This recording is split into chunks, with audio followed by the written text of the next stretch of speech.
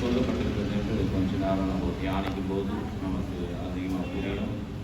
அதே நேரத்தில் வேதத்தில் நம்ம சங்கீதத்தில் வாசித்தோம் இல்லைங்களா? எத்தனை சங்கீதம் வாசித்தோம்? 20 7ஆம் வசனத்தில் சொல்கிறார், நாங்களோ சிலர் ரதங்களை குறித்தும் சிலர் குதிரைகள் குறித்தும் சிலர் எது குறித்தோ பெருமை பாராட்டுறோம். நாங்களோ எங்கள் தேவனா கர்த்தர் குறித்தே மேன்மை பாராட்டுவோம். அப்போ எல்லா மேன்மையும் தேவனுக்கு ஒருவருக்கே சொந்தமானது. அதே நேரத்தில் நாம் எது செய்தாலும் தேவனுக்கு மகிமையை வரப்போக்கிறதா இருக்க வேண்டும். வேதாந்தம் சொல்லுது, எது செய்தாலும் எதனா செய்யும். நீங்க பார்த்தாலும் உட்கார்ந்தாலும் நின்னாலும் பேசினாலும் சைகை பண்ணினாலும் நீங்க தனிமையில நின்னாலும் எதுவுமே இருக்கட்டுங்க, அவர் நாமத்துக்கு மகிமையான போது ஜீவிக்க வேண்டியதா இருக்கு. காரணம் ஏன்னா தேவன் நம்மை பாவத்திலிருந்து, சாபத்திலிருந்து, நோயிலிருந்து, பிசாசின் பிடியிலிருந்து நம்மை ரட்சித்து நம் பிள்ளையா மாற்றி அதிகாரத்தை கொடுத்து அவர் சமூகத்தில் நிற்க வைத்த தேவனுக்கு நாம் நன்றி விடுறார். இது நமக்கு ரொம்ப புரியும். ஏன் புரியணும்னா தேவன் சமூகத்தில் வர்றது ரொம்ப ஈஸியாக கஷ்டமானது நான் விலகி போவேன். கடைசி காலத்துல అనేక పేరు என்ன பண்றாங்களா பாருங்க. அந்த అంత్య దినములలో అపాయకరమైన காலములు వచ్చునని తెలుసుకొనుము. கடைசி காலத்தில் வருகிறதான காலங்களை குறித்து நீங்க கொஞ்சம் யோசனை பண்ணி நீங்க தெரிஞ்சுக்கங்கப்பா அப்படின்னு நம்ம யார் இதை எழுதுறது, இந்த புஸ்தகம் யார் எழுதியிருக்கிறாங்க? அப்போஸ்தலன் பவுல். அதில் முதல்ல தீமேத்து ராசினா 2 பத்திரிக்கை போட்டிருக்கோம். அதுக்கு மேலே அப்போஸ்தலன் பவுல் இருக்கும். இப்போ யார் இது நம்ம எழுதினாங்கன்றது நமக்கு புரியணும்னா அந்த மேலே தலைப்பில் நம்ம பார்க்கணும். நம்ம எது பார்த்தாலும் நம்ம தலைப்பை பார்க்கும்போது தான் நமக்கு தெரியும். இப்போ நம்ம இது இந்த சங்கீதம் யார் நம்ம எழுதினாங்க அப்படின்னு பார்க்கும்போது அந்த சங்கீதத்தை பற்றி பார்க்கும்போது அந்த தலைப்பு மேலே இருக்கும், சங்கீதம் யார் எழுதினாங்க. இப்படி நம்ம புரிஞ்சுக்கிறதுக்கு நமக்கு பைபிள் ரொம்ப நமக்கு உதவி பண்ணுறதுக்காக. அதே நேரத்தில் லூக்கா 1ஆம் அதிகாரத்தில் வாசிக்கும் போது 1லேருந்து 4 வரைக்கும் வாசிச்சோம்னா இந்த பைபிளுடைய எல்லாமே நமக்கு எப்படி கொடுக்கப்பட்டதுன்றது ஒரு முறை வாசிக்கலாம் பாருங்க.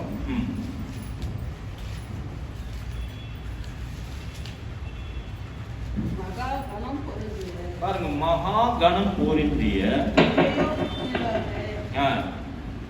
நாங்கள்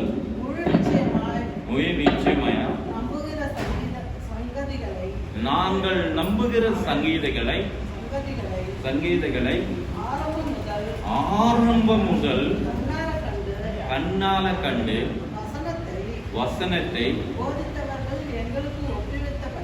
எங்களுக்கு போதித்த வசனத்தின்படி எங்களுக்கு ஒப்புவித்தபடியே அவைகளை குறித்து பாருங்க, சரித்திரத்தை எழுதுறதுக்கு அநேக பேர் என்ன பண்ணாங்களாம், தெலுங்குல பூணு கொண்டாங்க இருக்குதா பாருங்க. 4ஆம் வசனம் 1:4 பாருங்க, அநேகுలు పూనుకొని ఉన్నారు அப்படின்னு இருக்கு. அப்போ இதெல்லாம் விவரமா இவரு இந்த லூக்கா வந்து அங்கன்னா சொல்லியிருக்குது இங்கன்னா சொல்லியிருக்குதுன்னு திட்டவட்டமா நமக்கு என்ன பண்ணியிருக்காருன்னா எழுதி கொடுக்கப்பட்டிருக்குது. பைபிள்ல இருக்கிறது எல்லாமே கட்டுக்கடங்கள் அல்ல. அதே நேரத்தில் சொன்னது நடக்காதது இல்லை. எப்பவுமே சொன்னது செய்யக்கூடியதான வார்த்தைகள் தான் நமக்கு இந்த பைபிள் கொடுக்கப்பட்டிருக்கு. ரொம்ப பாடுபட்டு எழுதியிருக்கிறாங்க. அதே தேவ வசனத்தினால் தேவனுடைய ஆவியினால் என்ன பண்ணியிருக்குது பைபிள் எழுதப்பட்டிருக்குதுன்னு தெரியும். அதே நேரத்தில் இதுக்கு எவ்வளவு பாடுபட்டிருக்கிறாங்க. இன்னும் பார்த்தோம்னா சவுல் என்றவர் என்ன பண்ணியிருக்கிறாரு, நம்ம இந்த அப்போஸ்தலன் பவுல் என்றது அதுக்கு முன்னே அவர் பேர் என்னங்க சவுலா இருப்பார். 8ஆம் அதிகாரத்துல நேற்று தினத்துல நம்ம பார்த்தோம் இல்லைங்களா? பார்க்கும்போது அப்போஸ்தலர் நிறுவனத்தில் நம்ம பார்க்கும்போது எத்தனை புஸ்தகம் இருக்குது? அப்போஸ்தலர் 28. அப்போ அந்த 28 புஸ்தகத்துல நமக்கு சொல்லப்படுகிறதான உபதேசங்கள் எல்லாவற்றையும் கூட நமக்கு ரொம்ப பிரயோஜனமா இருக்குன்றது நேற்று தினத்தில் நம்ம பார்த்தோம். எங்கெந்த எங்க பொறுப்பட்டாங்களோ, எவ்வளோ மைலுக்கு தேவனுடைய வேலை பண்ணியிருக்கிறாங்களோ, இவ்வளோ மைலுக்கு தான் இவ்வளோ பிரயாசப்பட்டு இருக்கிறாங்கன்னா, எவ்வளோ பிரயாசப்பட்டுக்கிறாங்க பார்த்தீங்களா? நேற்று நம்ம யோசிக்க வேண்டியதாக நம்ம யோசிச்சாதாங்க நமக்கு தெரியும். யோசிக்காவிட்ட எதுவுமே புரியாது. அதே நேரத்தில் மேலாளுக்கு ஏதோ வந்தோம் ஏதோ பண்ணோன்றது நம்ம போனோம்னா எதுவுமே நமக்கு புரியாது. வேதத்தை நீங்கள் ஆராய்ந்து பாருங்க. அது என்னை குறித்து என்ன பண்ணோம்? என்ன சொல்லுங்க? வேதத்தை ஆராய்ந்து பார்க்கும்போது அதை நம்ம அதே நேரத்தில் யாருக்கு புத்தி சொல்வேன்? கேட்குறவங்களுக்கு தான் புத்தி சொல்லணும். அப்போ நம்ம கேட்குறவங்களா தான் வரும். இங்கே வந்தால் எழுதி பாருங்க. இப்போ நான் இவ்வளோ நேரம் உட்காந்துருந்தேன், அவர் பண்ணதெல்லாம் கேட்டு. இப்போ நான் நின்று பேசினீங்கன்னா அவர் உட்காந்துக்கிறார் இல்லைங்களா? அப்போ நம்ம ஒவ்வொருத்தருக்கும் ஒவ்வொரு பொறுப்பை தேவன் வச்சிருக்கிறார். நான் உண்டே ஊழியம் பண்ணிட முடியுமா? பண்ண முடியுமா? சேர் போடுறதுக்கு வேணும், டேபிள் போடுறதுக்கு வேணும், எங்கள் கேமரா எடுக்கிறதுக்கு ஒருத்தர் வேணும், அதே நேரத்தில் பைபிள் வாசிக்கிறதுக்கு ஒருத்தர் வேணும், பாடத்துக்கு ஒருத்தர் வேணும். இப்படி சொல்லி கொண்டு போகும்போது அநேக காரியங்களே இது நம்ம ஒருவரே செய்யறதான வேலை இல்லை. அங்கங்களுக்கு ஒவ்வொரு வேலை கொடுத்துருக்கிறார். அந்த வேலையை நம்ம என்ன பண்ணணும்னா கவனமோடு செய்ய வேண்டியதாக இருக்குது. அதே நேற்று தினத்தில் ரொம்ப ஆசீர்வாதமாக மீட்டிங் நடந்தது. நம்ம பார்க்கும்போது இங்கே அநேக பேர் என்ன பண்ணியிருக்கிறாங்கன்னா அந்த வேதத்தை என்ன பண்ணியிருக்கிறாங்க ஆராய்ந்து பார்த்து அதை நம்ம இப்படி தான் இருக்கணும், இப்படி இருக்கக்கூடாது. மொத்த புஸ்தகம் இன்னும் அதிகமாக இருக்குதா என்பது நம்ம காண முடியும். எத்தனை புஸ்தகம் இருக்குதுன்னு தெரியுங்களா? யூதருடைய கலாச்சாரம் எத்தனை வித இன்னும் அதிகமாக இருந்துச்சு. இதில் நமக்கு இவ்வளோ தான் இருக்கணும். ஆர்சி பைபிள் இருக்குது. நேற்று சொன்னார் ஒரு வார்த்தை. ஆர்சி பைபிள் இன்னும் எத்தனை இருக்குதுங்களோ இதுலேருந்து பிரித்து எடுத்து பார்க்கும்போது அதில் இன்னும் சில விதங்களை இது போதும்ன்றது தேவன். இதே நேரத்தில் நம்ம மத்தேயில கடைசியில் கூட நமக்கு சொல்லப்படுது, இந்த புஸ்தகத்தில் நீங்கள் படித்து இது நீங்கள் நிறைவேற்றினீங்களாவே போதும் நமக்கு சொல்லப்படுகிறது. இதே நமக்கு அதிகமாக தான் இல்லைங்களா? அதனால தான் தேவன் என்ன பண்ணாருன்னா இந்த பக்கம் 6 அந்த பக்கம் 6 கூட ஒரு வித்தியாசமான போதகர் நமக்கு. ஏன் அங்கே நம்ம பார்க்கும்போது பழைய ஏற்பாடு பார்க்கும்போது இந்த பக்கம் என்ன இருக்குங்க? என்ன இருக்குங்க தெரியுங்களா? இந்த பக்கம் என்ன இருக்கும்? 6 குத்து வழக்கு, இந்த பக்கம் 6 புக்கு. மக்கள் 6 12க்கு ரொம்ப அருமையாக நமக்கு சொல்லப்படுகிறது. இப்போ நம்ம தியானித்த பகுதியில் நம்ம கடந்து போகலாம். கடைசி காலத்தில் எப்படியாப்பட்டவங்க இருப்பாங்கன்னு நம்ம பார்க்க முடியும். பார்க்கலாம். 2வது வசனத்தை வாசிக்கலாம். ఏలయనగా మనుషులు స్వార్థ ప్రియులు இருங்க. தமிழ் வாசியம். அதே எப்படி எனில் மனுஷர்கள் தற்பிரியர்னா தனக்கு சொந்தமாகவே வேணும், இதுதான் நான் நடக்கணும், இப்படிதான் நான் இருக்கணும் அப்படின்னு கடைசி காலத்தில் என்ன ஆகலாம்? எழுப்புவாங்க.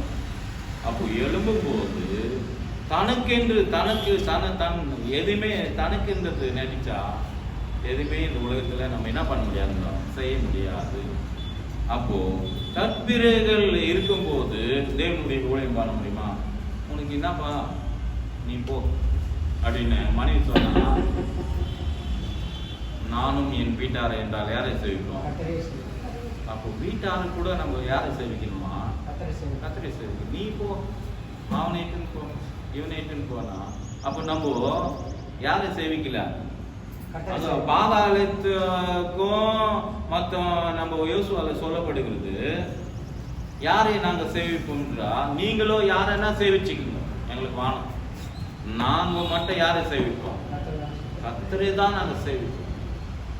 நீ முதலாக தேவனுடைய நாமத்தில், அப்போ பவுல் 16வது அதிகாரத்துல 31வது வசனத்தில் சொல்வார், நீ விசுவசித்தா யார் ரட்சிக்கப்படுவாங்க?